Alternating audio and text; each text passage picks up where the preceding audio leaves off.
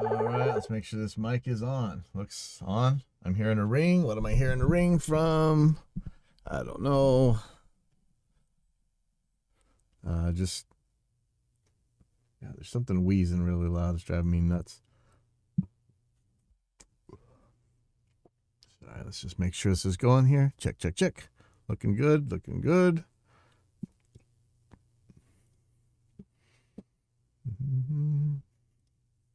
Okay. Welcome to Evidence Based Audio number 162. And this is A Wild Spark Appears. So, first up, something over at the gear page. I know I'm spending a lot more time in music player type forums than I used to. And I realize it's kind of weird for me. So let me see if I can figure out this light. I swear it's wheezing at me. I spent a lot of time at the gear page. That's kind of blamed that on Positive Grid. One of the guys from there was telling me about it, and doesn't disappoint. Yeah, but there's a lot of good stuff here too. I know I always talk about forum drama and stuff, but in this case, this guy is asking, should I choose analog or digital recording or a combination? And he says, hi guys, I'm going to record an album. Genre is easy listening rock pop, or I don't know, something like that. Singing along with acoustic guitar keys and some stuff to fill up the thing. I have the chance to do an analog recording with tape, old-fashioned way at a studio with only 8 tracks for 1 or 2 guitars, bass, vocals, keys. Would be better to do a fully analog recording, a digital recording at another studio, or do a combination? What would you think would be best, and what combination would that be? I'm thinking that at least the mastering would be good to be analog at the end. P.S. I know that analog is more difficult for me, but a good result will justify my time and money. You know, this comes down to, most of the time, a religious argument, as sad as that is, but that's what it's going to be. There's this thing that people this belief, this propaganda that analog just sounds better than digital. We would have never made digital if analog was okay. In any way that you can test that's meaningful to your ear, digital should have analog beat hands down. In terms of fidelity, right? I mean, I don't know if you guys wanted me to go over this ancient and beat this dead horse, but if you were to measure noise, for instance, digital murders analog. It's not even in the same zip code.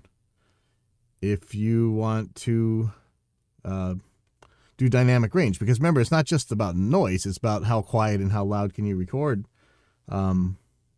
Aside from the noise, because as like Dither shows, people will tolerate a certain amount of noise.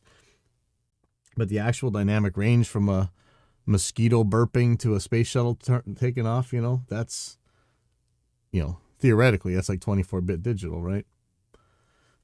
Frequency response. Again, digital's going to murder analog inside the passband. If we agree that it's 20 to 20K, digital's going to murder analog, as long as the sample rate's high enough. Which, you could argue it should be 60K or whatever, but I think 48K covers it just fine. Terms of frequency response. Not the bandwidth, right? The frequency response inside that passband. Again, digital can be perfectly flat as a storage medium. Converting from analog to digital, that's a whole, there's a lot to say about that, but there's this religion that you have to record on analog. And it's going to sound better. And all the magical stuff you ever heard was done on that. And, I lived through the switchover. And a lot of I would read in magazines later on, about all this, how analog some of these recordings we did were. And they were digital recordings. And they were on, objectively, what were kind of crappy early machines. The Mitsubishi Prodigy format, the X32. And the Sony's dash format, the PCM 3324, those type of things. we've come a long way since then. But even then, people were perfectly happy on these things. It's just one of these, to me, these are always excuses for when people can't do something. And this poor guy, he's been so hammered with this stuff that he probably believes he needs to go analog if he possibly can. I mean, really, what's your goals, though? If you're going to take an entire band and you're just going to hit record, whatever's easiest, that's all that really matters. The analog recording will be, we had plenty of analog records we still like. I mean, think about all the old Black Sabbath records and things. A lot of the AGs was digital, it's, you may not know that, but for the most part, most of those 80s albums were pretty much analog. It's when you have to start doing modern things, like really stacking up tracks or doing some seriously crazy editing, then all of a sudden digital gets a little bit easier. But for what he says he's doing, I don't think it'll matter that much. To me, it's whatever. I would pick the better engineer or the studio that has better sounding stuff. I don't care what format there's. And that's what I always say. I don't care what gear somebody has. You always see these people put their gear lists out.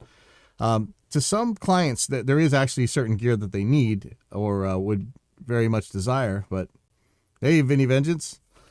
But that doesn't mean that you have to. And as life has shown us so many times, the best engineer will smoke an okay engineer if the best engineer is on crappy gear and the okay engineers is on unbelievable gear.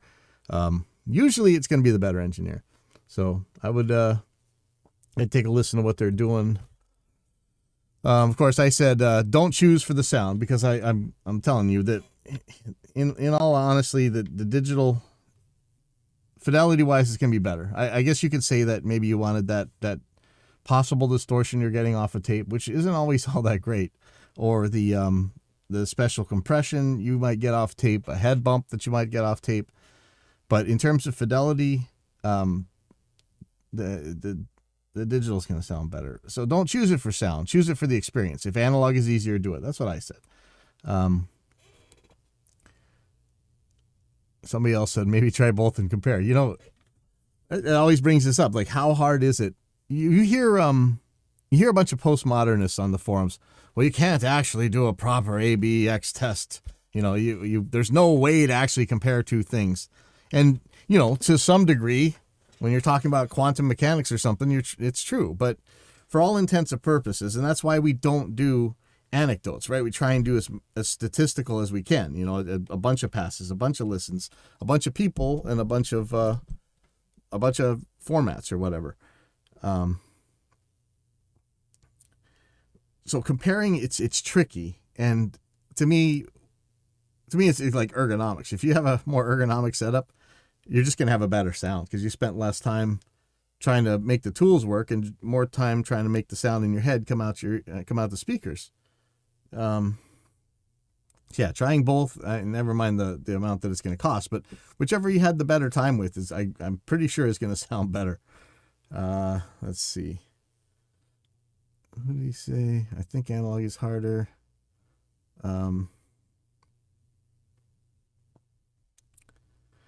Let's see. There was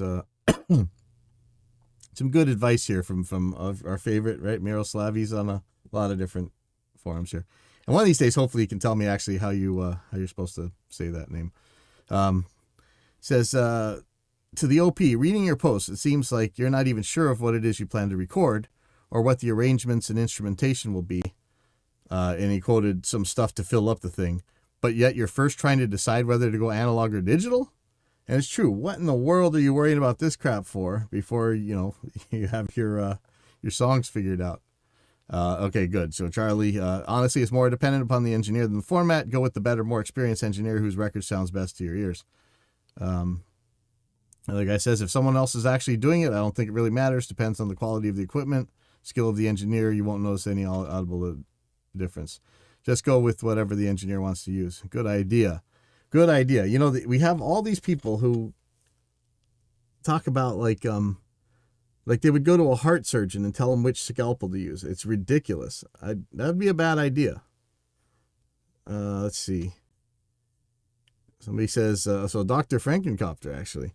An 8-track analog studio is not likely to be a great tape machine. For Pro Standard, I'd want a 1-inch 8-track to mirror the results you'd get with a 2-inch 16-track deck. That's true. So remember the format sizes, right? Of course, everyone here is right when they say choose based on the engineer room previous results. Don't choose based on the room. I mean, unless the room's going to keep you from working, like there's something weird about the room that makes it so you can't work. Fine, then choose it based on the room or whatever.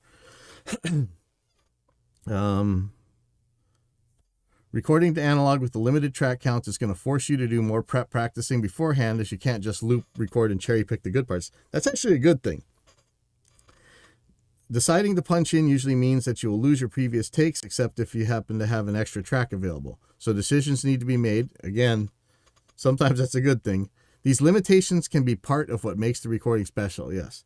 Funny thing is that you can adopt a similar approach with digital. You just have to abandon the make it perfect dogma. And that's true, man. Like you had, there were some choices to make, Yeah, and even if it was a 24 track,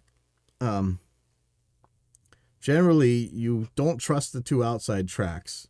They might be a little sketch. So track 24, typically for us anyway, was where we would put our SMPTE, where we put our time code so that the automation could work and so the console could talk to the tape recorder and everything. And that meant that track 23 was probably also going to be sketch, because you might have a little bit of that SMPTE leaking through. So it's hopefully something you could throw a low-pass filter on. And so that is 21 tracks already, Okay.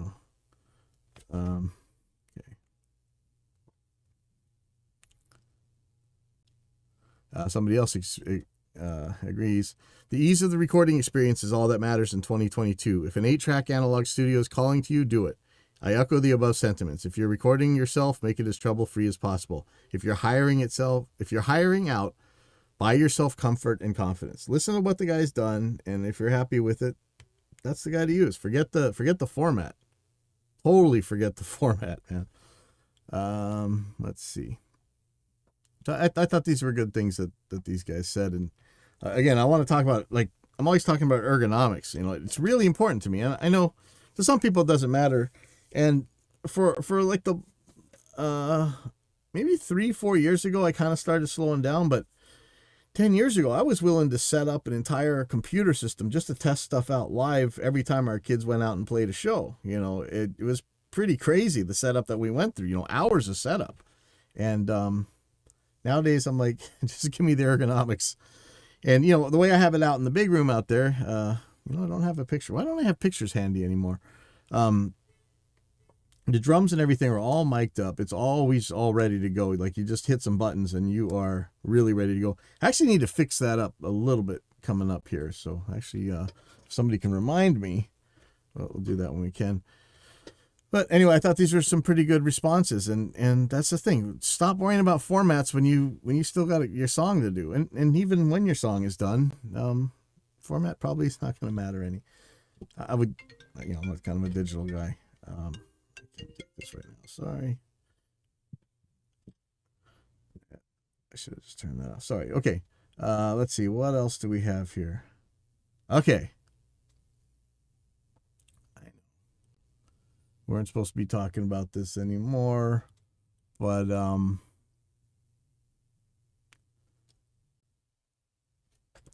sorry, let me check this. If you want to keep talking about these anti-preset Dunning-Krugers, man, I know it's got me kicked off the forums, and I know it's made me a lot of enemies.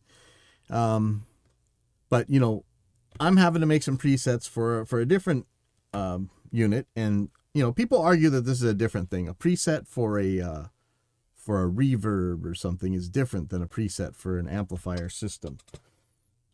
We're talking about, in case you missed that episode, we're talking about presets for like these digital modeling systems. So not just amps. It's not just amp modelers. These things take all the way from your guitar signal through every single thing you would, a lot of them anyway, potentially every single thing you'd run these things in a studio, in a recording studio, and then send them out to speakers. So, if you want to be snarky, you can argue that, hey, you don't need somebody to make an amp setting preset. Ha ha ha, that's so dumb, but that's a far cry from where we're talking about how we mic up amps and how we treat the signal once the microphones are going to tape or wherever they are. In this case, we're talking about a Line 6 Helix, which honestly, if I pull up a, do I have I don't have a handy thing. I mean, I'm talking every single stage. So any pedals you would have, the amplifier, speaker cabinets, all the effects processors, and then the microphones you'd put on that cabinet, and then whatever you do to that signal from the microphones in your mix, in your actual digital audio workstation or your mixing console, whatever.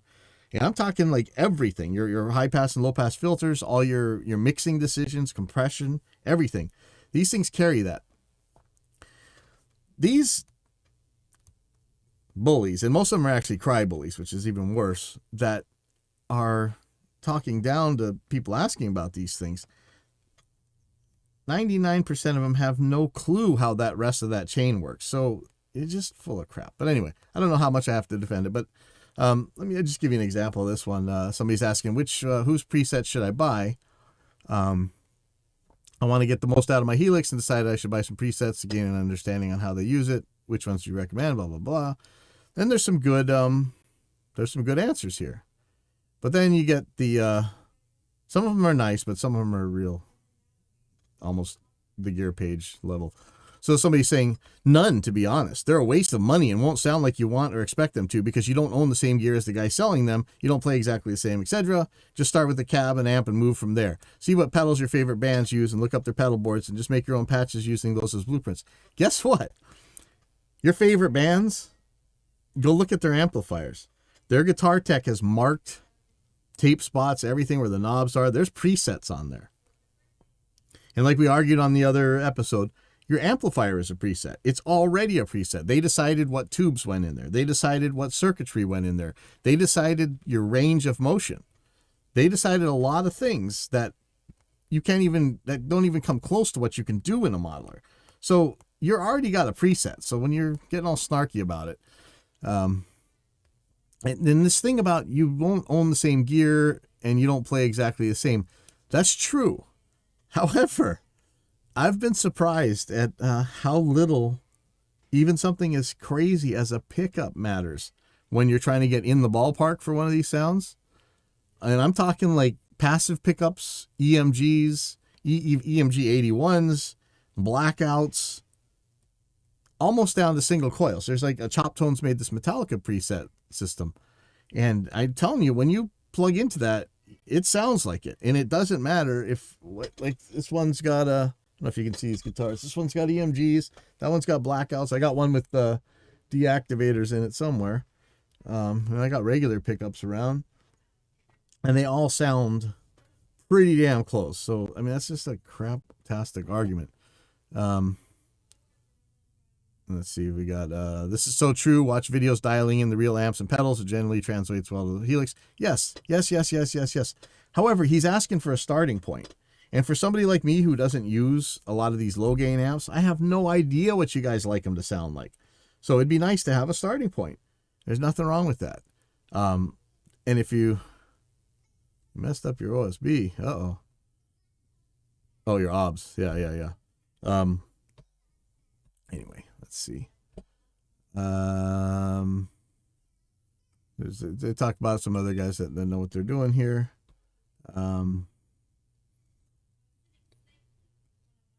Let's see. So somebody else, and there's some truth to all of this stuff, but it's just this blanket thought that, talking down to anybody who's looking for presets or looking for new sounds. How about you? You go and you buy every single thing just to tell if you like it or not? It's hard. But this guy says, if you're not making your own presets, I don't think you're getting the most out of your Helix. Start with the amp and cab and maybe reverb, and then start doing stuff. For particular artist tones, I found it useful to read analysis of their gear and reproduce that with the Helix models. And, when you look at some of these gear shows or when they actually go in video stuff, you'll see on these amplifiers, you'll see the tape next to all the dials. and you can copy their presets. That's why you can get that thing sounding so close. So, I like this, what this guy says. IRs, impulse responses, will have a bigger impact on your tone than some settings that you could have dialed in yourself and weren't dialed in with your guitar room and speakers. And that's true. One thing I keep seeing about on the Helix forum and others, people really hate the stock cabs, and they always say use external IRs. Lately, I've been using the stock cabs, and I had to force myself to really ABX between my favorite impulses and the stock cabs. And I'm actually pretty happy with the stock cabs in a lot of cases. And I am using impulses, but those impulses are because I'm making impulses out of a bunch of blocks using the actual stock cabs. Then again, I still have some backups with my favorite Celestion impulses, so we'll see. But I wouldn't give up on the internal impulses. Okay, let's see. And here you go. Make your own. Use your ears and Google. Anytime somebody says to Google, I give up on them. This isn't let me Google that for you. And I don't know how many times we had to put that on the show, right? Because things are so different with Google now. The information is useless. It's just a bunch of ads. Use your ears and Google. Maybe he wants some sounds that he doesn't know. You guys are all, this is the thing about, you guys are always projecting your own lack of understanding onto other people. And lots of times I get their motives projected onto me, and it makes me pretty upset. You've seen how many times I get kicked off of forums for this kind of crap, because I'll stand up for myself. Anyway,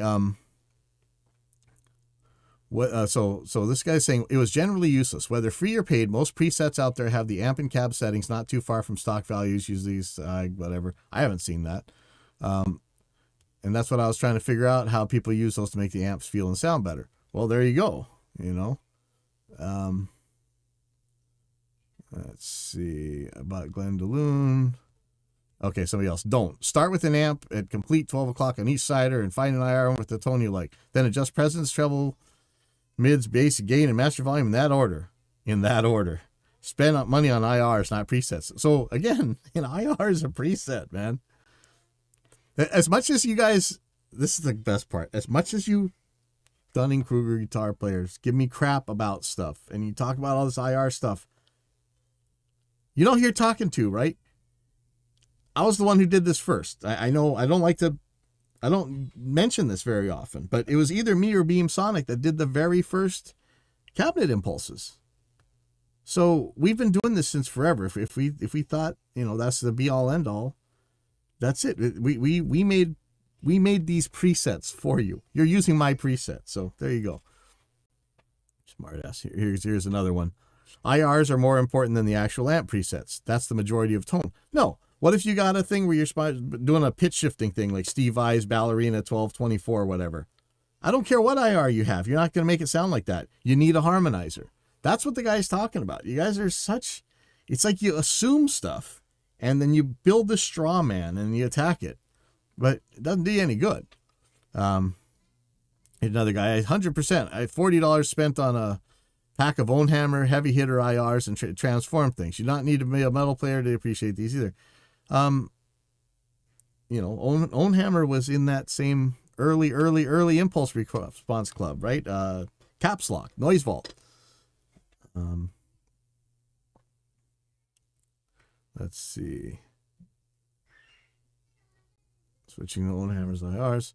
I would also try the templates in the 6 bank or any of the presets you sort of like. So, at least the guy's making sense.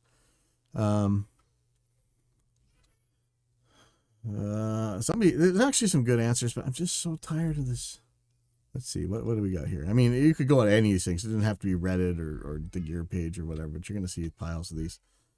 And so another one. I like these Rhett Scholl impulses. I've never bought presets, but I recommend picking up some impulse responses.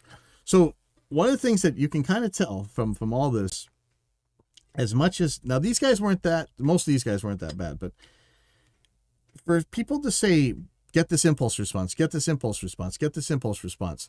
Now, I can get the cabinets that come with the Helix very close to any IR you can name, any speaker IR you can name. I'll take that challenge right now. You've said, okay. It is April 11th, 2022, and I make the challenge that I can take the Line 6 cabinets and I can get pretty damn close to any impulse response file you got that's meant to be a speaker. How about that? Let's see. Yeah, this one actually tells about some important ones. Well, actually, this is a good one. I'm not feeling so bad. Inspiring post, Alex Price. Okay, so these guys aren't as bad as the Gear Page one. Let's go to, oh, yeah, anybody, if you got, do I have one sitting around here? Let me see if I can find one.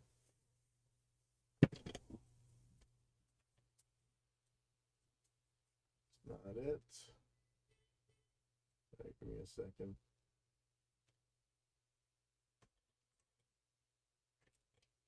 Oh, I just had one.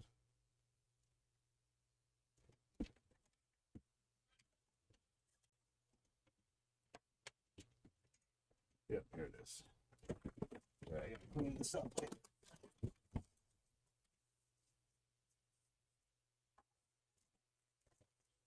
Oh, this wasn't the one, sorry. Anyhow, and I just had one here. It's going to show it on the air. Anyway, so these Waves or Planet Waves cables back in the day, they have these switches on them. I don't know if this is a real one. This one says momentary, but let's see. Dario. They have these like right angle cables with the switches on them, and they're the piercing kind from Planet Waves, where you don't solder, you shove it in there and you screw it down. Hold on.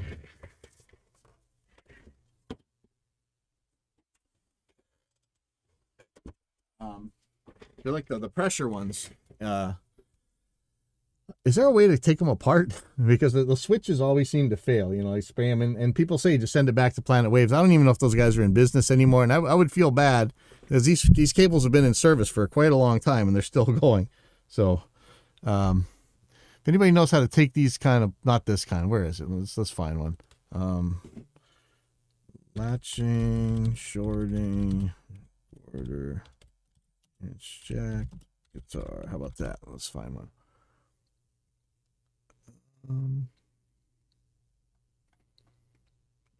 Wow, maybe I should use a different word.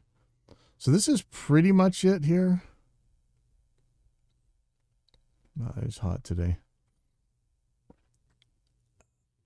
This almost looks like the same Planet Waves looking. I don't know if this one comes apart. The kind that I've tried, I don't know how to take them apart. You couldn't take these ones almost look like you pull a ring off of them. So if you know, let me know, because I need to fix. I got piles of them I need to fix. Okay. So we talked about Line 6 had added a feature I was really wanted, which was the to fix the auto engage logic for the wah. There's a problem in that it toggles instead of forcing it on or off. I made some videos. I think we actually mentioned on the channel. I made some videos, sent it to Line 6. I made some forum posts, and the recent 3.15 release has this. But unfortunately, I'm going to play this video here, and hopefully this comes through. Okay, the auto engage seems to be broken. If I change... I'm not hearing anything. Sorry. Let's try this. Okay, the auto engage seems to be broken. If I change the behavior from toggle to heel down and save it. See, it went switch right back to toggle. Switches back to toggle. I can't get it to stay in toggle mode. What can I do about this? Now, unfortunately, this is one of those times where things go real bad. And I'll show you. So I made a bug report at Line 6. I posted to each forum, of course, because I want to see if other people had this issue. I appreciate that when people have trouble with our stuff and they do it the same way. They check to see if anybody else had the same issue. The guy's saying, I'm sorry to hear you're running into troubles. I tried these steps out on my Helix and it doesn't seem to be exhibiting that behavior. That's strange, but I think I know one more parameter that he might need to change. Please make sure you're doing a proper factory reset. I did that, as well as saving the preset completely before attempting to try it again. Did that. You could also try connecting to different USB ports on your system. It tells you the steps to creating the reset. I did all that. Now, I had to respond to him. Hi, Pete. I've reset everything, and I even tried doing it from a text editor. Now, this was crazy. I took it's just a text editor, and wow, this is, now that I got my room all dead, this desk is bouncing back at me so hard when I talk. I'm probably gonna have to do something about that. But yeah, I went on to a text editor, and I wrote it in there and saved it. And as soon as I loaded it back into the Helix, it had switched it back to Toggle. So now the scary part is, and the thing I wanted to bring to your attention is, he didn't notice that this was a bug report already. If this was already a bug report, because other people have told me that they submitted this as a bug report, why doesn't this guy know about it? Why it's not in their, I don't know. Maybe they got a lot of issues compared to us. We only have a couple guys, but we don't have that many different issues we're working on at one time. But I would hope that they communicate enough to let each other know what's going on here. So here's what I had. I put that video in here. The elevators said, I filed a bug with tech support. Also, making changes to behavior on one preset affects other presets. I noticed that too. That was strange. I immediately downgraded to 3.11 as I need my Helix to be reliable and not get stuck with the wah on when I don't need it. I wonder what's the difference with 3.11 though, because 3.11 didn't have that stuff, right? 3.11 was the old version without the behavior. Maybe he just has it toggled or something. I'm not sure, but I don't think downgrading would help me. What did help me, of course, is we did some MIDI videos before where I showed how I took a MIDI out and stuck it back to the MIDI in order to do this, which is ridiculous, but it works. And that's what I've gone back to because I don't trust this. The Metallic Kid said, I've noticed this as well. However, it's not all the time. Yeah, it's intermittent, which is scary. My presets that I've been using are fine. I copied them to other slots to experiment with some different block types, and I have this issue. So there we go. So Data Commando says, that's the way some bugs behave, intermittent. It has been mentioned on other discussion groups, and it has been noted as a bug. So how come Pete over at Line 6 didn't know about this? That's a little scary. Let's see, Helix, and Helix WAH setup problem. We're seeing some of the same stuff. People have tried to talk through how to do it properly, but it turns out that even if you do it that way, it doesn't work. Yeah, so alert auto. Let's see. Take a look at the video post from the elevators. Let's see if I can get this open. Alert auto engage something. Where is it? Alert auto engage bypass behavior has changed. Well, we want it to change. We want it to work. That's not the problem. The problem is not that at all. The problem is that it's not saving. When you save it, it changes back to toggle, whatever your behavior was. Which is a bummer. Like sometimes, yeah, see, this guy gives this really long and proper instruction set on how to do things. However, this doesn't address the problem in any way, shape, or form.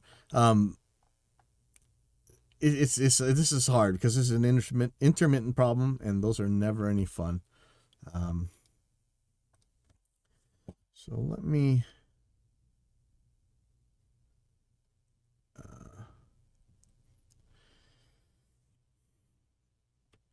Let me bring up.